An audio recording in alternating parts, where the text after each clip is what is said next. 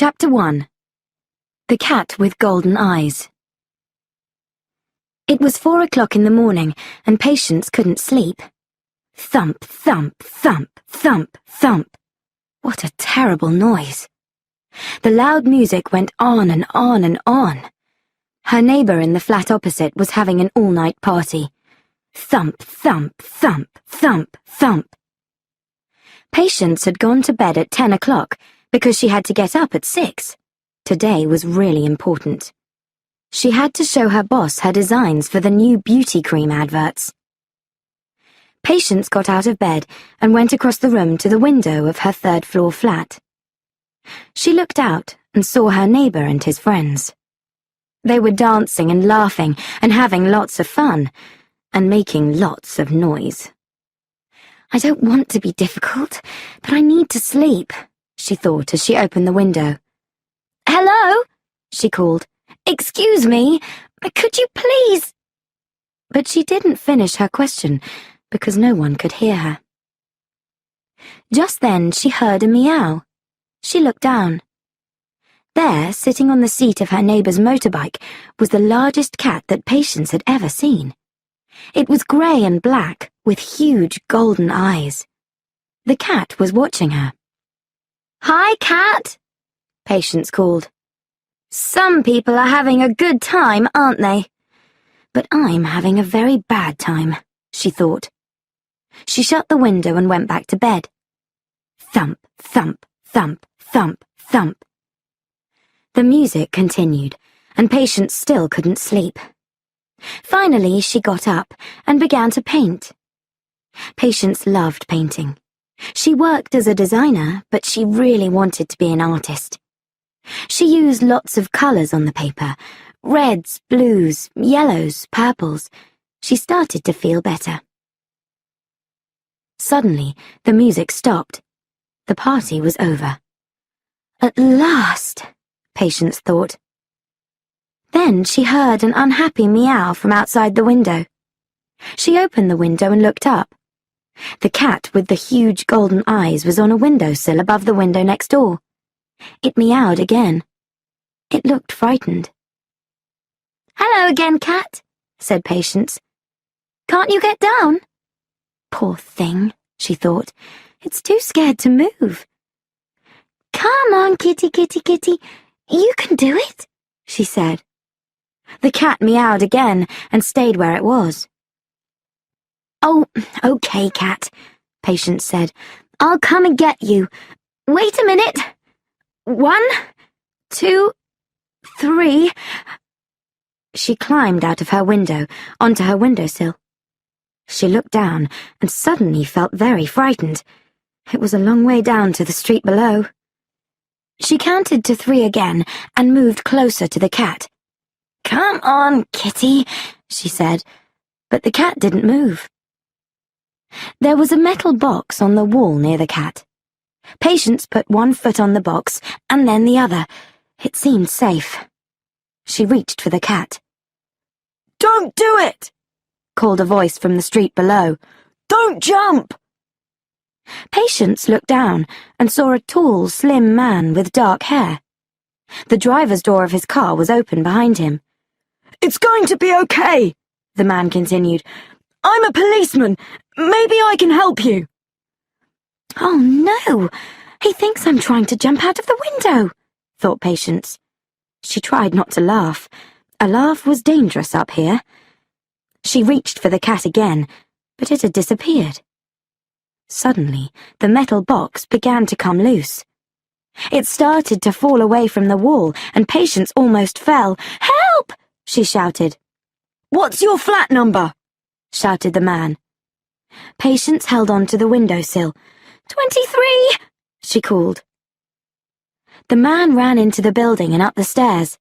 The metal box moved again. "Oh, no!" thought Patience. "I'm going to fall! Hurry! Hurry!" A moment later, the man crashed through the door into her flat. The metal box fell to the ground, and Patience started to fall. Suddenly, the man was at the open window. He caught her and pulled her back into the room. "I've got you! I've got you!" he shouted. He fell onto the floor next to Patience. "Oh, thank you," she said. She looked into his dark eyes and handsome face. "What am I doing?" she thought suddenly. She stood up quickly. "Are you okay?" the man asked as he stood up. "Fine," Patience said. Her face was going red. "Never better. And you?" "Is that all you can say, Patience?" she thought to herself. "This man's just saved your life." At that moment, the cat with the golden eyes came through the window and jumped onto the floor. "I went out there to rescue that cat," Patience told the man. He was amazed. "You went out there to rescue your cat? What a mad thing to do!" "No," Patience said. "I mean, yes, but it's not my cat." The man laughed. "So you went out there to rescue someone else's cat?" "Well, you came out to rescue me," said Patience. She smiled at him, and he smiled back. He had nice white teeth. He really was very handsome. Patience quickly looked at her watch. "Oh no! Is that the time?" she cried. "I'm going to be late. I've got to go." She ran to the table and picked up all her designs. She had worked really hard on them for the past 4 weeks. She couldn't be late for the meeting with her boss. "I've got an important meeting today," she explained as they left the flat. "Good luck," he said. "I hope it goes well." "Thank you," she said. She wanted to say more, but instead, she just stood there. "Go," he ordered. Patience smiled. She turned to go, but she dropped her handbag. She picked it up quickly and left. The policeman watched Patience as she went. Then he looked down and saw her purse lying on the ground.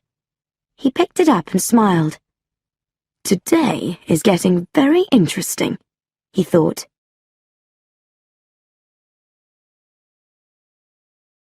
Chapter 2. A Surprise Visitor.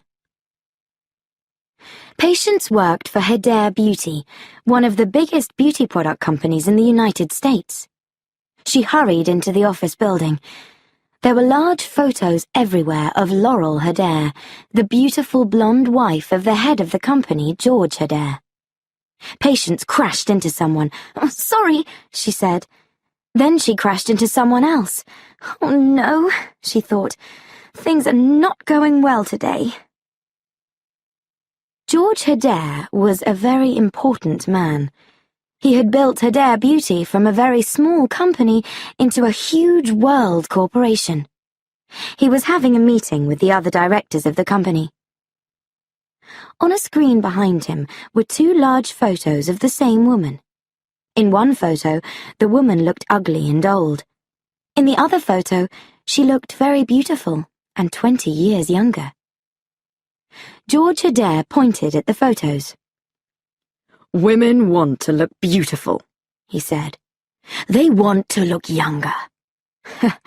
That's good news for us, because they will pay us lots of money for our beauty products."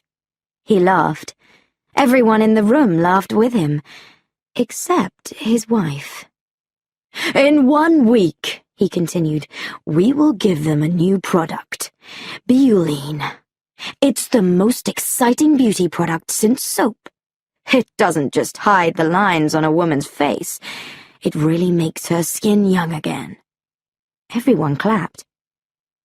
"And we're going to have a new face for our new product, aren't we, Laurel?" Aprender looked at his wife. Laurel stood up. "Yes," she said. "My husband and I have decided that after 15 years, it's time for a new face for Aprender. A younger face." She sat down. The photo on the screen changed to a beautiful young woman with long, dark hair, dark skin, and beautiful eyes. "This is Drina," said Aprender. "The future of Aprender Beauty." Patience stood in front of Aprender's door with her designs. "Oh, I'm so nervous," she said to her friend Sally. These are my first really important adverts. I want everything to be perfect. Don't be nervous, said Sally. You're such a good artist, and your designs are wonderful. Good luck. I'm going to need it, thought Patience as she walked into Adair's office. Adair was sitting at his desk.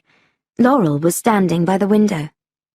Hi, Mr. Adair, said Patience as she put her designs on his desk. Sit down, said Adair. Patience sat down. Adair looked quickly at her work. I don't like these designs at all, he said. I told you clearly what I wanted. Why haven't you done them that way? Look at this red, for example. It's completely wrong. I wanted something darker. But you said... Patience began, and then stopped. Perhaps it wasn't a good idea to say anything. I know what I said, shouted Adair. Your clothes are terrible, and your hair is terrible. It's no surprise that your designs are terrible too. I'm sorry, Mr. Adair, said Patience. Please give me another chance. Laurel turned around. Give her more time, George. You know she's a good designer. Okay, said Adair. By midnight tonight. Patience got up. She gave Laurel a quick smile as she walked to the door. That's the second time that someone has rescued me today, she thought.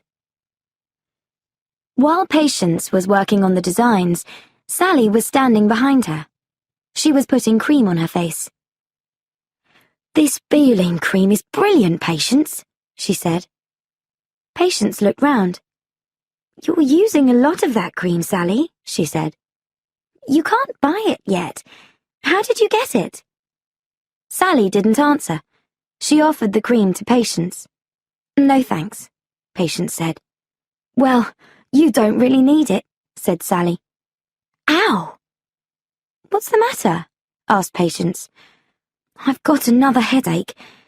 It's okay. It'll go away. There's a man to see you, Patience, said Lance, another Adair designer. Sally looked into the hall. Wow, she said. He's really good looking. When Patience looked up, she got a surprise. It was the handsome policeman. Hello, he said. Hi, said Patience. Sally, this is... She stopped. She realized that she didn't know the man's name. This is the detective that I told you about this morning. Tom Lone, said the man. Nice to meet you, said Sally. Well, I must go. See you soon. And she left Patience alone with Tom. How did you know where to find me? Patience asked him. You dropped your purse, he said, giving it to her. Oh, I didn't know. Thank you so much, she said. I like your work, he said. He pointed to her drawing book, which was open on her table. Thank you, she said. Her face was hot. Would you like to have a coffee with me tomorrow? He asked. There's an Italian cafe around the corner. Guecchio's, on 6th Street.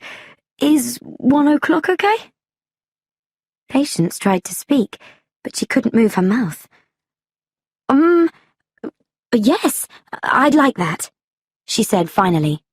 Great, said Tom. See you tomorrow then. As he walked away, Sally arrived. Wow, said Sally. Lucky you. But what are you going to wear for your date? I know. Why don't you wear those leather clothes that Lance and I gave you for your birthday? Patience imagined herself in the tight leather trousers and jacket. No way, she thought. That's not my style at all. Chapter 3. Midnight. Patience worked hard on her designs all day. By the time she had finished, it was 11:30 at night, and everyone else in the office had gone home. There was no one to take her designs to George Adair at the factory. Patience decided to take them to him herself. She didn't have much time, so she took a taxi to the Adair beauty factory. She tried a door, but it was locked. She looked at her watch. Oh no, it's almost too late, she thought. She shouted as loudly as she could. "Hello? Is anyone there?" But there was no reply. Then she saw some lights at the back of the factory. She walked towards them and found another door. Luckily, it was open. Patience went in. She could hear people talking in a room not far away. She walked towards the room. "I don't care if women get terrible headaches when they use Biolin," Dr. Slavicki was saying. "I can live with that. And I don't care if women can't stop using Biolin. That will make me very rich. But I don't want to destroy women's faces. I won't do it." Patience looked into the room and saw a video screen. On the screen there was a woman's face. It was an old face, with lots of lines. Then, slowly, the face began to change. It became younger and younger. The lines disappeared. But the face continued to change. It became hard like a stone. The skin began to crack. Patience turned and ran. She crashed into a table. "Who's there?" shouted Slavicki. Patience ran as fast as she could. A door opened and two men came out. Their names were Armando and Wesley. Their job was to protect George Adair, and they went everywhere with him. Patience hid behind a big machine. "Come out," Wesley called. "It's okay. We only want to ask you a few questions." "Oh, good. That's okay then," thought Patience. She came out from behind the machine. I'm sorry. I think I'm in the wrong—" Bang! A bullet from Wesley's gun hit the machine beside her. Patience dropped her designs and ran. Bullets flew past her as she ran through the factory. She came to a pool of dark water. There were lots of metal bridges over it, but there was no way out to another part of the factory. Patience looked up. Above her were several huge pipes. Maybe she could find a way out up there. She climbed inside one of the pipes and began to move down it on her hands and knees. Then, suddenly, she reached the end. It felt like the edge of the world. Far below her was a fast river, and between her and the river were 200 meters of nothing. Suddenly, she heard a terrible noise. A huge wall of water was coming up behind her. Armando and Wesley had opened the pipes. The water crashed over her, throwing her down, down, down into the river below. Everything went black. Patience's phone was ringing. She woke up. Then she sat up and fell off the cupboard. "What's happening? Why was I on top of the cupboard?" she thought. Her arms and legs were black and blue, and her dirty clothes were all over the floor. Patience's machine answered the phone. It was Sally. "Where are you, Patience?" she said. "Adair is very angry, and Tom called. He said you didn't meet him at the cafe. I'm worried about you. Please call me." "I'm not late for work already, am I?" she thought. "What time is it?" She looked at her clock. 1:50 p.m. It was the afternoon already, and she'd only just woken up. How was that possible? She heard a meow. The cat with golden eyes was sitting there. It was watching her. "It's you again," said Patience. "I think there's something very strange about you." She read the address on the cat's neck. "I'm going to take you home, cat. Now." A 50-year-old woman opened the door. "Are you Ophelia Powers?" Patience asked. "I rescued your cat, and now it won't leave me alone." The woman looked at Patience. "I think you should come in," she said. Patience went into the living room. There were cats everywhere. Ophelia brought her a cup of tea. "Midnight," said Ophelia. "I'm sorry, what?" "Her name's Midnight. She's an Egyptian Mau. There aren't many cats like her.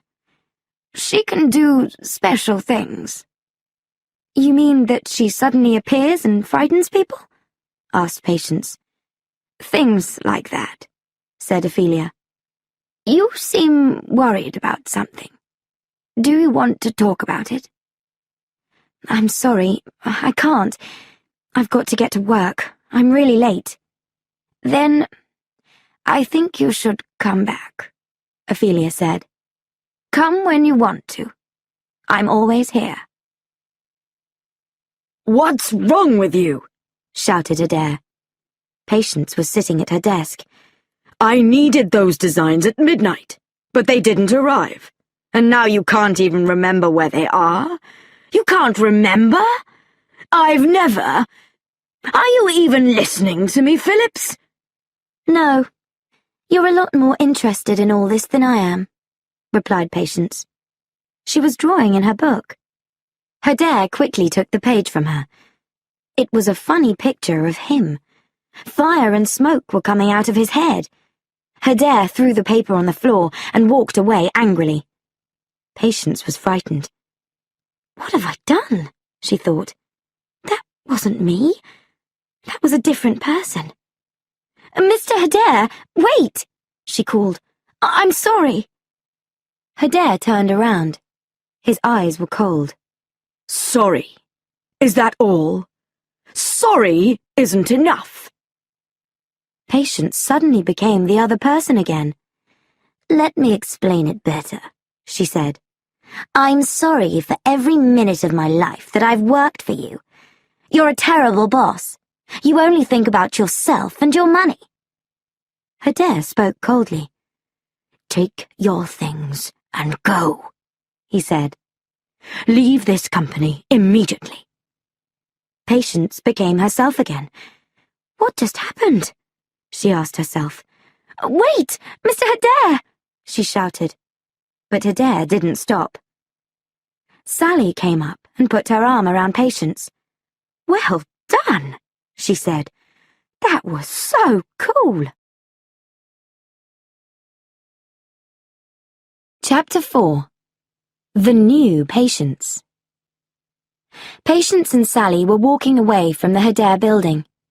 I don't know how to describe it, Patience said. I was saying those things to Adair, but I wasn't saying them.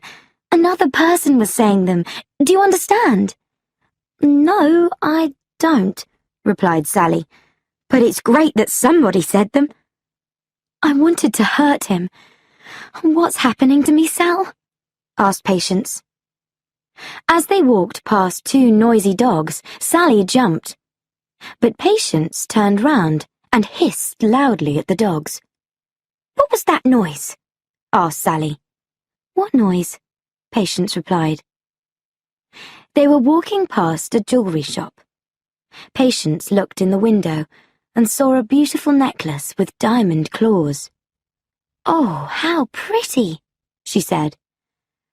Oh, I don't feel well, said Sally, and she fell to the ground. Patience sat next to Sally's bed in the hospital. Do they know what's wrong with you, Sal? She asked. No, but they're doing lots of tests, said Sally. And there's some good news. My doctor is really attractive. What about your handsome policeman? Oh, I don't think I'm going to see him again. I'm terrible with boyfriends, said Patience. Then stop being terrible, said Sally. Go and see him. And go now. My good-looking doctor's coming. Tom Lone was talking to a group of 10-year-old children. He was teaching them about right and wrong, and telling them about his job as a policeman. It's wrong to take something if you don't pay for it, he said. But if you steal something, you're a bad person. Can I see your gun? Asked one of the kids. Can I touch it? Asked another. Are there bullets in it? Asked a third. Lone laughed and looked up. Patience was standing at the back of the room with 2 paper coffee cups in her hand. His heart jumped. Let's go and play basketball, he said. The kids shouted, "Great!" and ran out of the room. Patience walked up to Lone. "Hi," she said. "I called your police station. They said you'd be here. Oh, and you never got your coffee. Here it is." She gave him a cup. She had written the word "sorry" on it. "Thanks," he said, laughing. "I'm sorry I've been so strange. I've had a really bad day," she said. She thought about her day. She'd fallen off a cupboard, she'd lost her job, and she'd hissed at 2 dogs. At least most days weren't as bad as this. "Well, my day has just got better," said Lone. "I'm glad that you came." They went outside. One of the kids threw a ball towards them, and Patience caught it. She threw it back. "Why don't you two play against each other?" someone said. "Yeah!" shouted the rest of the kids. "Play against each other!" Patience and Lone stood opposite each other. Patience got the ball first. Then Lone managed to steal it from her. He tried to get a goal but missed.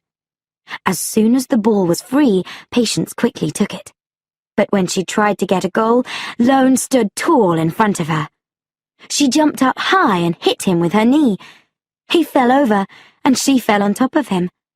They couldn't stop laughing. At that moment, one of the children shouted, "Can we have our ball back, please?" Thump, thump, thump, thump, thump. It was the middle of the night, and loud music was playing again. Patience's neighbour in the flat opposite was having another all-night party. "Not again," Patience thought as she got out of bed. "I've had enough." She walked over to the window and shouted, "Please, turn the noise down over there." A moment later, her neighbour opened his window. "Get a life!" he shouted back. Then he turned the music up, much louder. Patience was really angry. She looked down at the ground below and saw her neighbour's motorbike. She hissed. Then she smiled. "I'm going to be a bad person," she thought, "and you'll have to take the bus." On top of the cupboard was a big box. Patience got the box, put it on her bed, and opened it. Inside were the black leather clothes that Sally and Lance had given her for her birthday. Tight trousers, boots, and a jacket. She put them on. Then she went into the bathroom. First, she cut her hair and coloured it red. Then she drew around her eyes in black pencil. Finally, she painted her lips bright red. Perfect. She went back to the window and jumped out onto the ground below. The motorbike was shining in the moonlight. Patience got onto the seat and rode off into the night. "It's time to go jewellery shopping," she purred. Chapter 5. CATWOMAN. CATWOMAN drove the motorbike very fast through the streets, with the wind against her face. She was having lots of fun, moving in and out of the traffic. She stopped in front of the jewellery shop and got off the motorbike. Then she heard a crash of glass. "Oh no, someone's robbing the shop," she thought. "They can't do that. That was my idea." She ran into the shop and saw 2 robbers. A fat robber was breaking some glass with his gun to reach some necklaces. A tall robber was trying to open a metal box. Catwoman blew in the tall man's ear. When he turned around, she had disappeared. There was a 3rd robber upstairs. He was a short man, and he was putting diamonds into a black bag.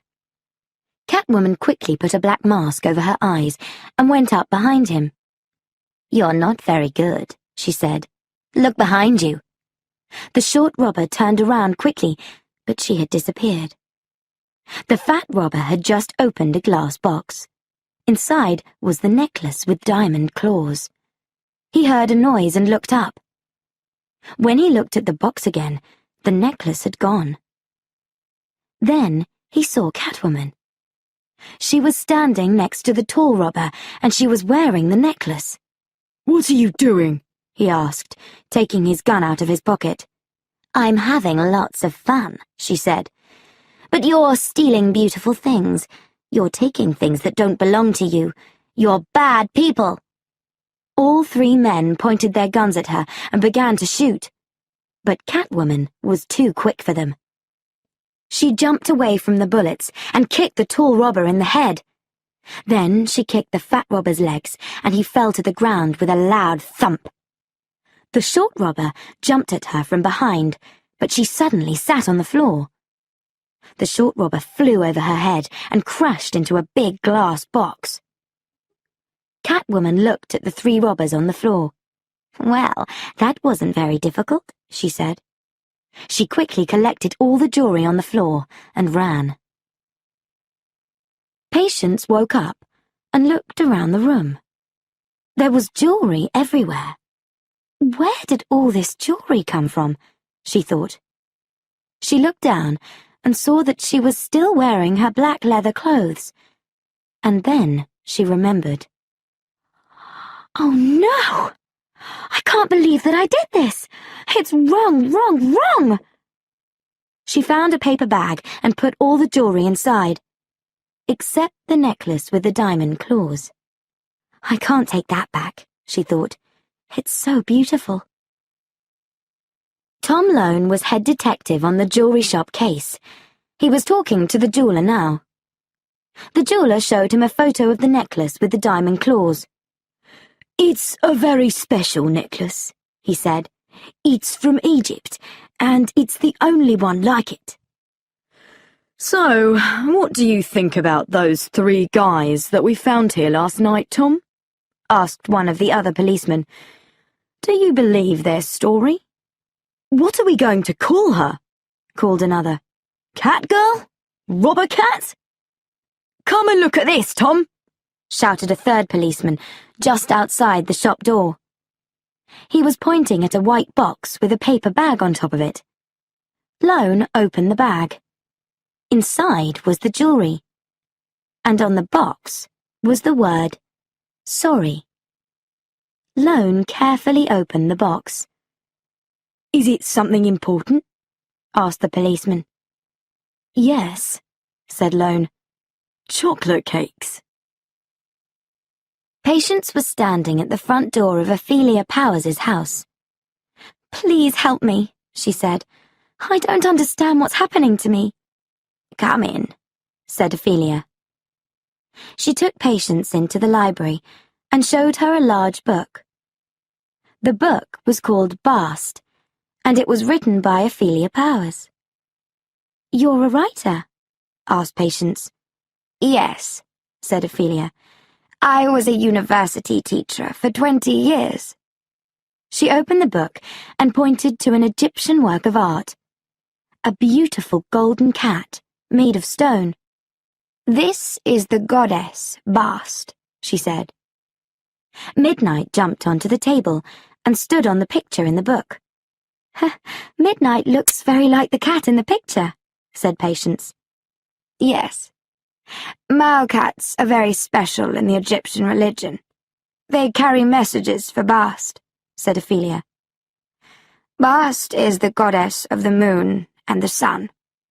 She joins the two sides of all women, good and bad, hard and soft." "But what about me?" asked Patience.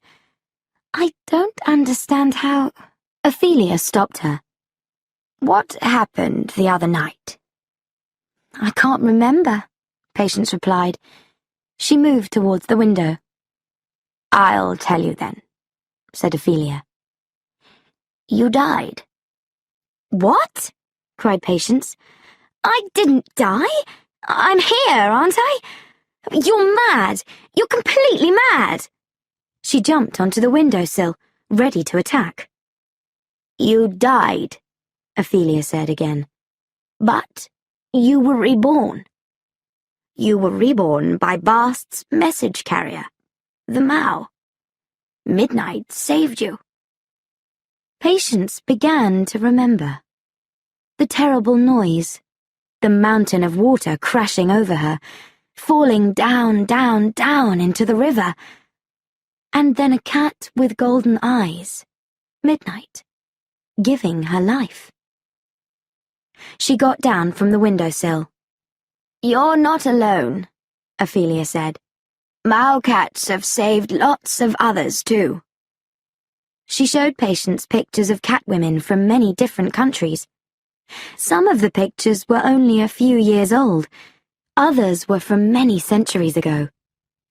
Then she gave her a cat mask. "So, what should I do?" asked Patience.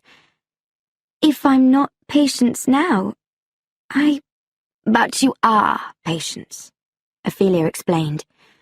"You're a catwoman. You can see and hear and move much better than you did before. You can do all the things that a cat can do.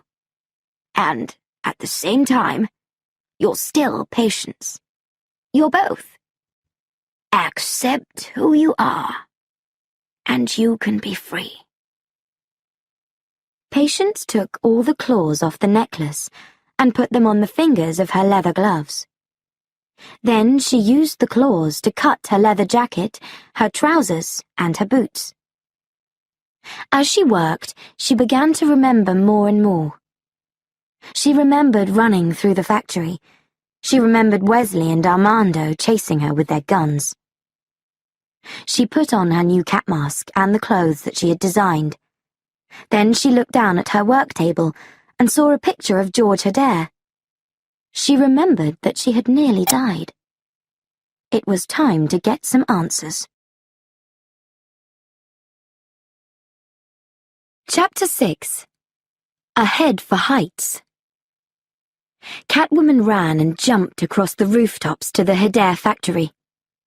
She was wearing her leather trousers and her long black gloves with the diamond claws. She wore 2 black belts across her stomach and the cat mask over her face and hair. She saw Armando outside the factory. He was getting into a car. When the car drove away, Catwoman followed, jumping from rooftop to rooftop. The car stopped at a nightclub. Catwoman followed Armando inside. The barman looked at Catwoman in surprise. "What can I do for you?" he asked.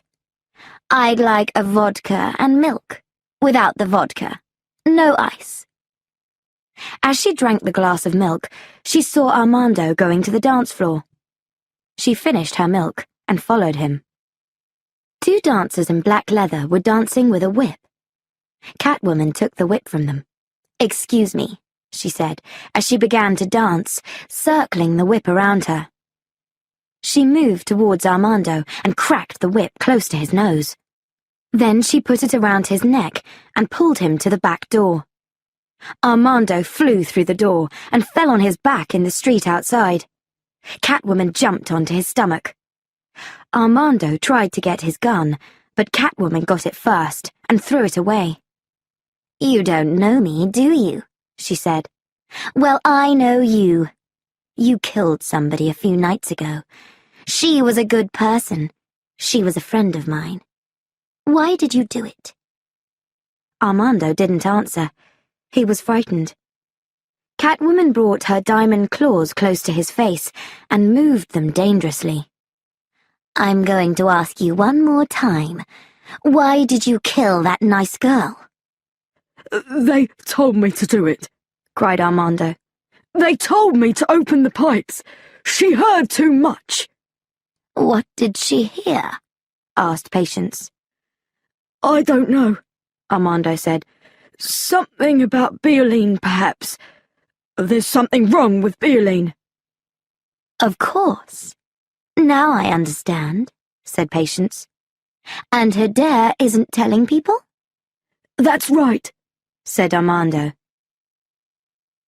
Catwoman got into the Adair factory through a window in the roof.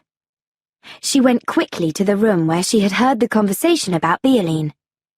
When she opened the door, she saw computers on the floor, and papers, broken glass and plastic everywhere. And a body. Dr. Slavicki was lying on the floor. Patience could see that he was dead. Someone had shot him. She heard the sound of police cars and looked behind her. An old man, a cleaner, was standing there. "Please don't kill me too," he said. Patience ran past him through the door and escaped. Sally was watching the news when Patience arrived at the hospital with a bag full of her things. "Wow, Patience, you look amazing," she said. "I love your hair, and those clothes are fantastic. This guy is really good for you." "Thanks," said Patience, smiling. "Are you going to be okay?" "They don't know what the problem is, so I'm going home." "Have you heard the news? A mad woman murdered Slavicki last night. She was dressed as a cat. Look." Patience looked at the television and saw a police picture of Catwoman.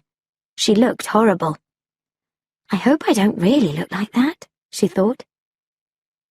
Then George Hedare was speaking. "We are all very sad about Dr. Slavicki's death, but don't worry. Bioline will be in the shops next week. We're going to give women what they want. One mad person isn't going to stop us." Patience was so angry that she had to sit down. Sally opened a small pot of Bioline. "Oh no, it's nearly empty," she said. "When did those headaches start?" asked Patience. "A few months ago." "Then please do something for me. Stop using Bioline. You're lovely as you are." Tom Lone had kept the coffee cup that Patience had given him. It was on his desk. He looked at it now. Then, in surprise, he looked at the box that had had the chocolate cakes in. He picked them both up and looked at them again, more carefully. Then, he took them to a detective who knew about handwriting. "Did the same person write 'sorry' on the cup and the box?" asked Lone. "Well, some things are almost the same," said the detective, "but there are lots of differences too." He pointed to the coffee cup. "This person is not very confident." He pointed to the box. "But this person is extremely confident. And she's angry. She may even be dangerous. They're different people." "I'm very happy about that," said Tom. "It's going to be a great weekend." Tom and Patience climbed onto the big Ferris wheel at the fun fair. The Ferris wheel went round, and they went up and up until they could see half the city. Then the Ferris wheel made a loud noise and stopped. "I think we have a problem," said Lone. "We could be up here for a long time." Patience moved closer to him in the seat. "I don't think that's a problem," she said. Suddenly, the Ferris wheel jumped and the seats moved dangerously. People began to scream. Lone looked down. Black smoke was coming from the machine that turned the Ferris wheel. The machine was breaking. If it broke completely, the Ferris wheel would turn too fast and everyone would fall out. "I'll be back in a minute," he shouted to Patience. He climbed out of their seat and down the wheel towards the machine. Patience heard someone crying. It was a small boy. He was in a seat on his own. As she watched, the Ferris wheel jumped again, and the boy almost fell out. He held the seat tightly with his hands, but his legs hung in the air. "Don't worry," Patience shouted. "I'm coming to get you!" Like a cat, she jumped quickly towards the center of the Ferris wheel, and then out again towards the little boy's seat. At the same time, Lone reached the machine. It was going to break very soon. Quickly, he looked for something to stop it. Patience jumped 5 meters up to the boy's seat. She held the seat with one hand and the boy with the other. "It's okay, I've got you," she said. Lone found a long piece of metal. He took it and pushed it into the machine. The Ferris wheel made another terrible noise, then stopped moving. Suddenly, the seat moved, and Patience and the boy began to fall. Patience managed to hold another seat, and she caught the boy with her legs. The boy held her tightly as Patience looked for a way to the ground. "You're okay, Patience. I'm going to bring you down slowly." Patience looked down and saw Lone. He was turning the machine by hand. When they reached the ground, Lone took the boy from Patience and gave him to his mother. Then he turned to Patience. "I don't know how you did that," he said. "Well done." "You did a good job too," Patience replied, and she took him in her arms. Chapter 7. A Night at the Theatre. "Let's celebrate," said Lone to Patience as they walked away from the funfair. "Would you like to have dinner?" "I'd love to, but I can't. Not tonight," said Patience sadly. She really liked Lone, but she needed to see George Adair tonight. Catwoman looked up and saw the camera on the wall outside Adair's big house. She cracked her whip at it, and it pointed a different way. Then she climbed the wall and jumped across to a first-floor window. She looked in and saw lots of books and papers and a large desk. It was George Adair's home office. With one diamond claw, she cut a circle in the glass, opened the window, and climbed inside. She looked at the computer disks on the desk, but there was nothing about Bioline. Then she walked into the hall. Bang! Catwoman fell down the stairs and lay on the floor. She didn't move. The lights went on, and she could see Laurel Adair with a golf club at the top of the stairs. Laurel walked down the stairs and kicked Catwoman. "You can't rob this house," she said. Catwoman jumped up, took the golf club and threw it across the room. "You're that cat person," said Laurel. "You killed Slavicki. What do you want?" "Where's the man of the house?" asked Catwoman. "My husband. Out. He's always out," Laurel replied. Suddenly, she tried to run up the stairs, but Catwoman jumped on her, and they fell down the stairs again together. "When you see your husband," said Catwoman, "tell him that I know about Bioline." "What about Bioline?" asked Laurel. "It makes people ill," said Catwoman, "and it can kill them." "That's not true," said Laurel. "I've been using it for years." "Well, someone killed Slavicki. They wanted to stop him talking." "Are you saying that my husband is a murderer?" said Laurel, surprised. "Tell me where he is. Then I can ask him myself," said Catwoman. Laurel went to a table and picked up an invitation. She gave it to Catwoman. "This is where you can find George," Laurel said. "If you're right about Bioline, I'll help you. How can I find you?" Catwoman thought for a moment and then picked up Laurel's mobile phone from the table. "I'll take this," she said. "I'm so sorry about everything." "I've lived my life for him," said Laurel. "Now it's time to live your own life," said Catwoman. There were crowds of people in the theatre when Catwoman arrived. She walked around the building and saw an open window on the second floor. She climbed up to it and got in. She soon found George Adair, watching the show from a private box. He was sitting next to Drina, the beautiful girl in the Bioline adverts. Suddenly, Drina stood up and left her seat. She looked angry. Catwoman smiled. Catwoman sat in Drina's seat. "Hello, George," she said. "Do you like my claws?" She quickly cut him across the face. The music was very loud, so nobody could hear his scream. Catwoman pushed Adair against a wall. Her diamond claws cut his skin. "I know all about Bioline," she said. "I know that it can kill people. Patience knew about Bioline too, so you killed her." "What?" shouted Adair. "I didn't kill her. I told her to leave the company." Suddenly, the door opened and several policemen with guns ran in. Catwoman jumped out of the box towards the dancers in the show. Everybody clapped. They thought that she was one of the dancers. Then she jumped up towards the theatre lights. Suddenly, she heard a voice. "Stop right there!"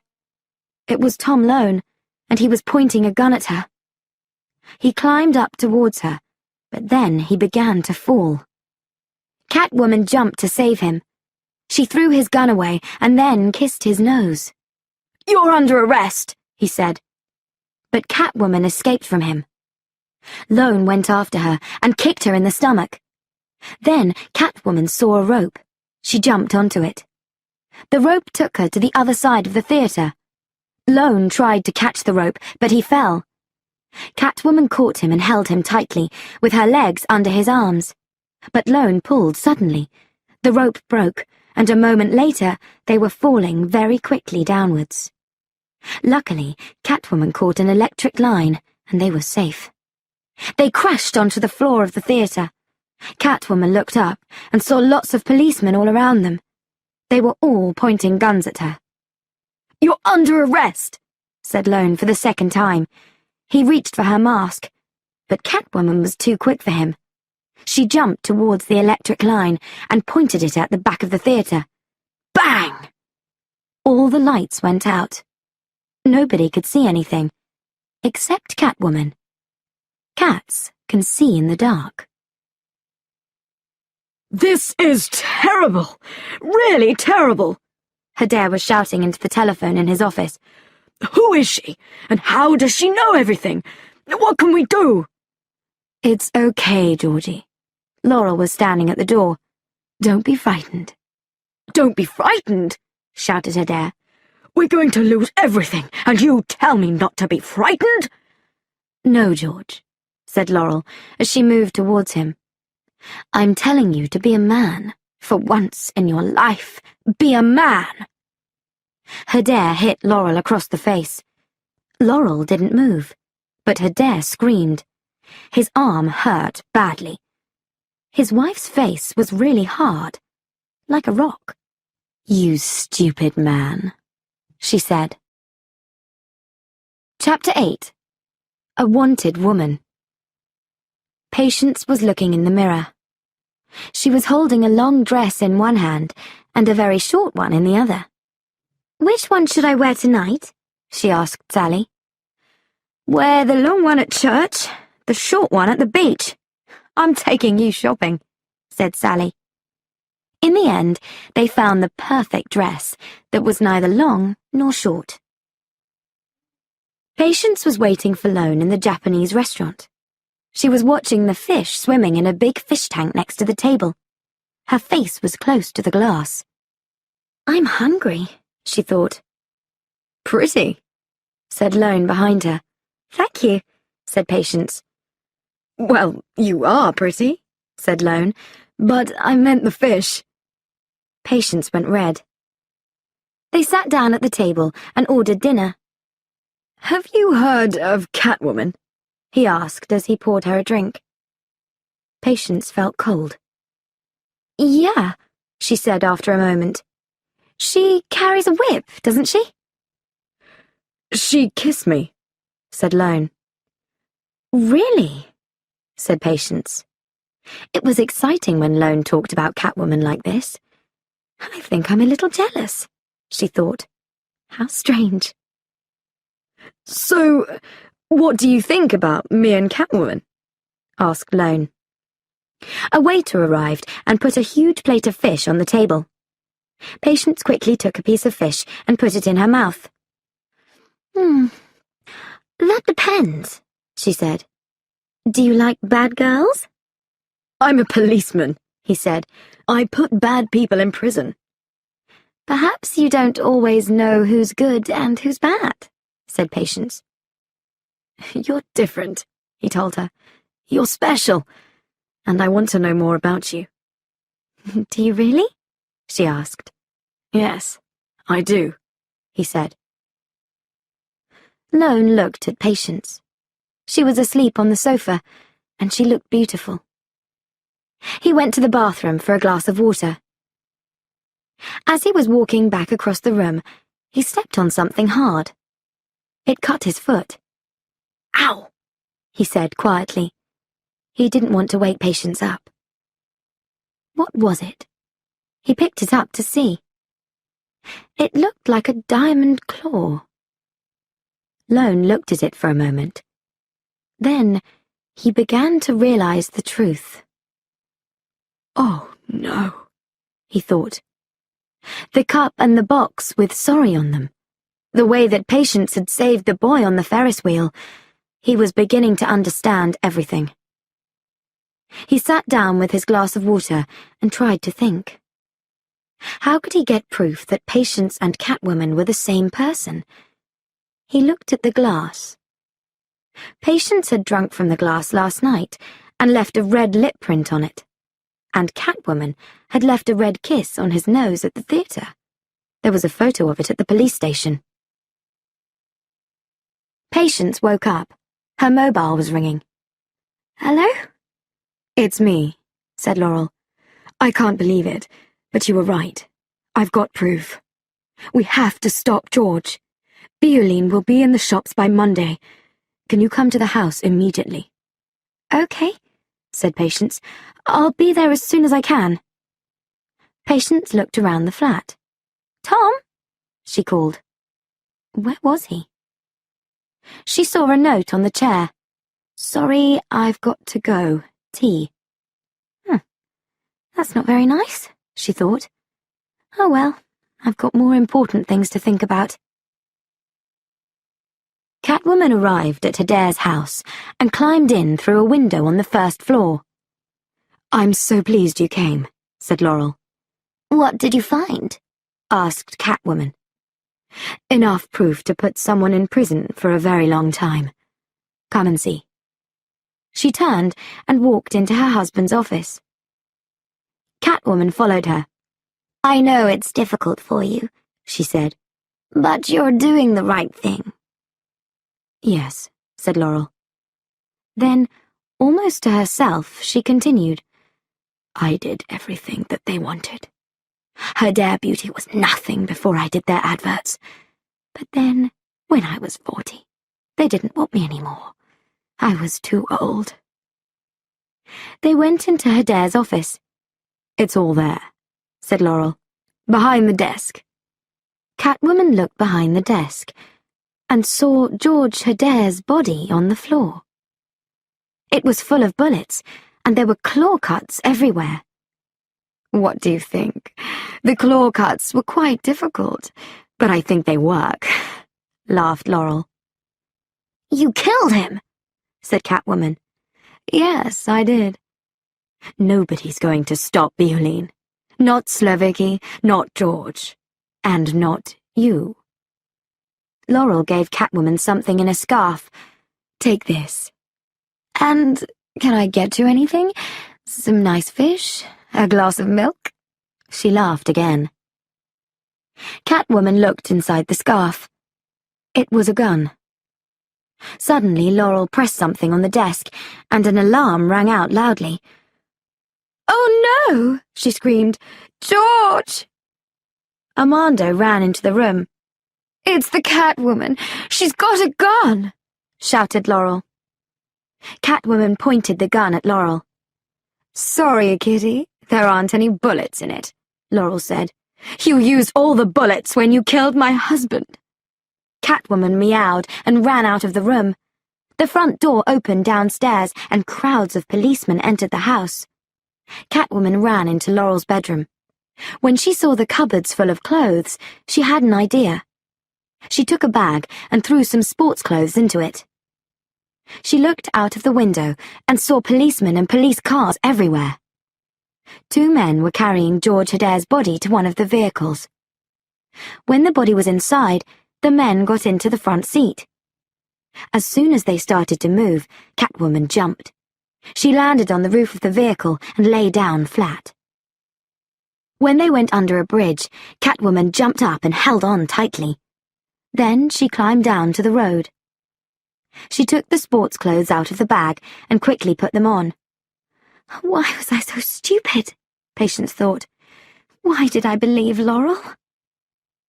She walked past some shops. Suddenly, she saw a large screen with the words, Catwoman kills again. It was the news. Oh, no, thought Patience. Catwoman has got to disappear fast. Chapter 9. Why don't you believe me? Patience opened the door of her flat.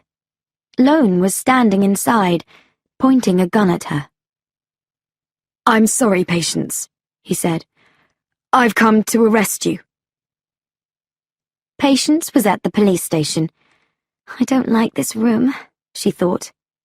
There were no windows, just a table and 2 chairs. How long had she been here now? It seemed like hours. Lone sat opposite her. "I've told you again and again," she said. "Slavicki had proof that Bioline was dangerous. Laurel killed him to keep him quiet. George discovered the truth, and she killed him too. Why don't you believe me?" "The gun was in your hand," said Lone. "The gun that had killed Adair a few seconds before. The gun that killed Slavicki. You murdered them. Why should I believe anything different?" "Because you know me, and because sometimes things aren't as they seem. Do you remember the first time that you saw me?" "Yeah," said Lone.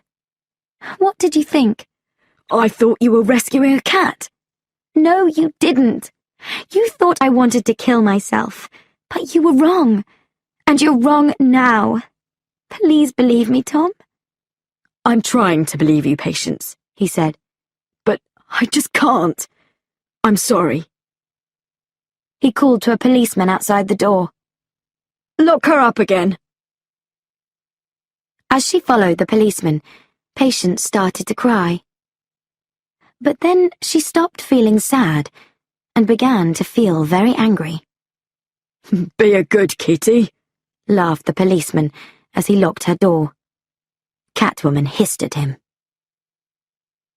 At the Adair office building, Laurel Adair was talking to a crowd of newspaper reporters. "My husband dreamed of a world where every woman could be beautiful," she was saying. "I'm going to make that dream come true. Tomorrow, I will give you Bioline. And nothing is going to stop me now," she thought. "It's time to turn out the lights, prisoners!" shouted the policeman in the hall. The moon was shining through the window into Patience's room. Midnight the cat squeezed through the bars. "Hello, Midnight," said Patience. "You've given me an idea." She got up and put her arm through the bars. Then she turned her head completely around and put that through too. Finally, she squeezed her body through the bars. Catwoman found a window and looked out. It was a long way down, 10 floors. She saw a car, a Jaguar, coming down the road. She smiled. She jumped out of the window and landed on her 4 legs. The Jaguar stopped suddenly with a loud scream of its wheels. The driver got out. "Are you okay?" he asked. "Never better, thank you," said Catwoman as she jumped into his car and drove off. Laurel Adair was giving pots of Bioline to female reporters. After they've started using this, they won't be able to stop, she was thinking. And I'll make lots of money, she smiled to herself. "Excuse me, Mrs. Adair." Lone appeared from nowhere. "Have you got a moment? I'd like to ask you a few more questions." Laurel felt cold, but she smiled. "Yes, of course, Detective Lone. Please excuse me, everyone." She walked with Lone to her office. "I saw Catwoman with a gun and my husband's dead body on the floor," Laurel said. "There were claw cuts all over him." "But there weren't any claw cuts on Slavicki's body," said Lone. "And Catwoman didn't have a reason to kill either Adair or Slavicki." He remembered Patience's explanation at the police station, and there was something about Laurel Adair that he didn't like. He decided to test her. "I know who really killed your husband," he said. "I know about Bioline too, and I've got proof. It was you. Me? Well, if you've got proof, why haven't you arrested me? She asked. You're a rich woman. I thought, perhaps, you would pay me for my silence, he replied. She looked at him coolly. How much do you want? She asked. You've just given me the only thing that I want. You've just told me that it was you. Laurel took a gun out of the desk. She pointed it at Lone. Lone tried to take out his gun, but Laurel was too quick for him. Bang! Went her gun. The bullet hit him in the shoulder. He dropped his gun and fell against the wall. Don't be stupid, he shouted. You don't want to kill a policeman. Don't I? She said. She hit him across the face, and he fell to the floor. Now I'm going to kill you. She pointed the gun at his head. Suddenly, there was a hiss and a whip cracked. The gun flew from Laurel's hand. Catwoman jumped into the room. Did you really think that you'd win? She asked. Well, think again. She helped Lone to get up and walked with him to the door. She didn't see the gun on the floor. As soon as they had left, Laurel ran over to the desk and picked up the phone. Come up here, she shouted. Now! It was time to kill Lone and Catwoman. Chapter 10. Like a Stone. Catwoman helped Lone down the stairs. She knew they were in great danger. They had to escape fast. Armando ran up the stairs towards them with a gun. Bang! They turned back and went up again. They found a door and went through it. It was a large, dark room. The only light was the light of the moon. There were photographs of Laurel everywhere. Armando ran into the room after them. Laurel and Wesley were with him. Catwoman and Lone hid behind a huge photo. Lone was very weak. He had lost a lot of blood. Listen, he said. I'm sorry I didn't believe you. It's okay, she said. Stay here. I'll be back when it's safe. She disappeared into the darkness. Catwoman jumped up and sat on top of a wall of photographs. She could look down on Laurel, Armando, and Wesley. She saw them go different ways. She decided to attack Wesley first. She jumped on him and hit his face with her knee. He fell to the ground, then lay still. 1 down, 2 to go, she thought. At that moment, Armando found some blood on the floor. He followed the blood to the place behind the huge photo, but Lone wasn't there. Suddenly, Armando heard someone behind him. He turned, and Lone hit him in the face, once, and then again. Armando fell, and everything went black. Catwoman was sitting on top of the wall of photographs again. She was watching Laurel below. When Laurel was exactly under her, Catwoman dropped a large box. It missed Laurel by a few centimeters. Catwoman jumped to the floor. Laurel shot at her again and again, but Catwoman was too quick. Then, suddenly, Catwoman was on the floor, and Laurel was standing over her. She was pointing her gun at Catwoman's head. "Goodbye, Kitty," said Laurel with a smile. She tried to shoot, but nothing happened. There were no bullets. The gun was empty. She threw the gun away and jumped on Catwoman. Laurel hit Catwoman again and again, pushing her back towards a huge window. Catwoman tried to hurt Laurel, but she couldn't. Laurel's skin was as hard as stone. "You can't hurt me," said Laurel. "If a woman stops using Bioline, her skin falls off. But if she continues using it, her skin becomes perfect. I've been using Bioline for years. My skin is like a stone.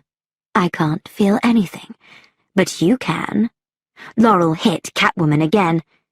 Catwoman fell, and a piece of metal cut her leg. She couldn't stand up. "Who are you, anyway?" Laurel asked. "A mad woman? A robber?" "I'm Patience Phillips," said Catwoman. "You killed me." "Patience Phillips? The designer?" Laurel laughed. "You're nobody." She kicked Catwoman. "You're nothing." Patience was suddenly frightened. "She's right," she thought. "I can only paint. I can't fight." Laurel took a metal pipe and brought it down hard on Catwoman's head. Blood ran down her face. "And now everyone will believe that you killed a policeman, too." "A policeman?" thought Catwoman. "Lone, the man that I love." She became very, very angry. At that moment, Laurel brought down the metal pipe against the window and it broke. Catwoman began to fall. It was 30 floors to the street below. "I can't let this happen," she thought. "No way! I can't let Laurel win." She suddenly became strong again and jumped into the air. She hung from a pipe high above Laurel. Then she jumped down. "Beauty isn't only about skin," she said. Then she gave a very loud meow and jumped on Laurel. Laurel escaped, but Catwoman cracked her whip and caught her again. She hit Laurel across the face and cut her skin with her claws. Laurel's skin began to break like a glass mirror. "No!" she screamed as she fell towards the window. "Please help me! Don't let me fall!" Catwoman caught her with her whip and started to pull her back into the room. Just then, Laurel saw herself in the glass of the window. "No!" she cried. "My skin!" She touched her face. "I'm not beautiful now."